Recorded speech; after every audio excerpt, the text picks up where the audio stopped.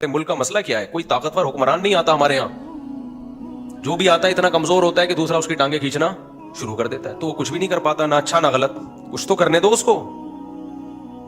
دنیا میں کوئی بھی کنٹری جب تک کوئی اسٹیبل گورنمنٹ نہ ہو وہ ترقی نہیں کرتی, چاہے وہ ناجائز گورنمنٹ ہی کیوں نہ ہو بھائی, ہو تو صحیح.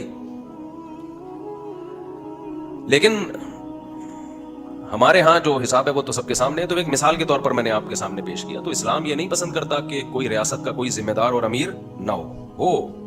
تبھی تو نبی صلی اللہ علیہ وسلم نے فرمایا اسمعوا واطیعوا ولو سلط علیکم رجل حبشی کأن رأسہ ذبیبہ.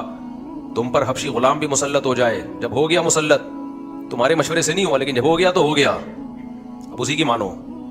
کیونکہ نہ ہونے سے غلط ہونا بہرحال بہتر ہے. نہ ہونے میں تو ہر آدمی کی اپنی رائے چلے گی, تلواریں چلیں گی, لڑائیاں ہوں گی, کیا فیصلہ ہوگا کہ صحیح کیا ہے غلط کیا ہے.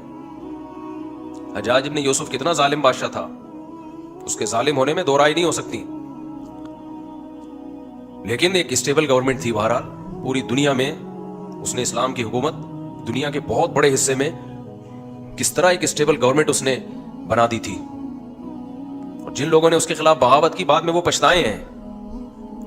علامہ ابن تیمیہ رحمہ اللہ تعالی نے لکھا کہ حجاج ابن یوسف کے خلاف جن لوگوں نے بغاوت کی تھی وہ اس وقت روئے زمین کے سب سے بہترین لوگ تھے. اس سے زیادہ بہترین لوگ قیامت تک پیدا نہیں ہو سکتے. تابعین تھے, محدثین تھے, بعض صحابہ بھی تھے اس میں.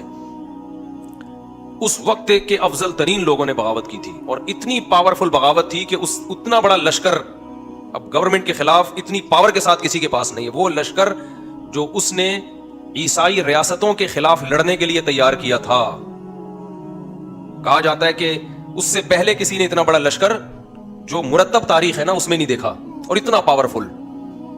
اس زمانے کے جتنے بھی جنگی آلات تھے ماڈرن, ان تمام آلات سے وہ لیس تھا وہ لشکر عبد الرحمن بن اشعث کی قیادت میں.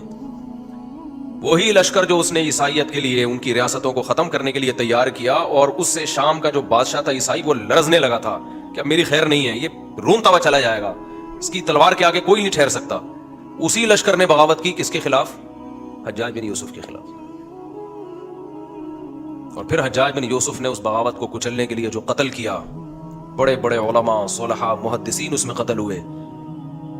اور جو ریاست مسلمانوں کی جو ایک فتوحات کا دروازہ بہت طویل عرصے تک کے لیے رک گیا. ان تجربوں سے علماء نے گزر کے کہا کہ اسٹیبل گورنمنٹ ہو, بے شک وہ ظالم کی ہو, آپ اس کو ٹھیک کرنے کے چکر میں ایسا نہ ہو کہ اس سے بھی جائیں آپ. تو یہ جو نئے نئے آج کل اسکالر آ رہے ہیں نا, ان کو نہ ہسٹری کا پتہ ہے بیچاروں کو, نہ فقہ کا پتہ ہے. یہ وہی تجربوں سے آپ کو گزارنا چاہ رہے ہیں جو تجربے امت پہلے کر چکی ہے. موضوع میرا نہیں ہے لیکن جب بات آ جاتی ہے تو میں گزار دیتا ہوں, کیونکہ ہماری یونیورسٹیوں میں, کالجز میں یہ منجن بہت بک رہا ہے آج کل کہ یہ علماء نظام کی تبدیلی کی کوشش نہیں کر رہے. یہ صرف اللہ اللہ پہ لگا دیا, شادیوں پہ لگا دیا, اللہ اللہ پہ لگا دیا, خانقاہوں پہ لگا دیا. علماء نظام کی تبدیلی کی کوشش کر رہے ہیں, لیکن اس طریقے سے کوشش کر رہے ہیں جو پائیدار ہو, دیر پا اثر ہو لیکن پائیدار ہو. اور جو اس طرح کی باتیں کر رہے ہیں ان کے پاس کوئی پیکج نہیں ہے نظام کی تبدیلی کا, صرف باتیں ہیں. اور جب دو چار چترول لگتے ہیں تو باتیں کرنا بھی چھوڑ دیتے ہیں. وہ تو وہ آپ کو بند گلی میں لے جا کے بند کر دیں گے. جن کا تاریخ سے واسطہ ہوتا ہے نا, جن کے اکابر کا ایک سلسلہ ہوتا ہے, ہمارا ایک سلسلہ ہے.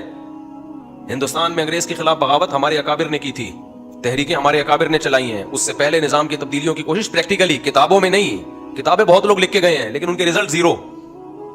بہت لوگوں نے یہ خلافت کی باتیں کی ہے, رزلٹ زیرو.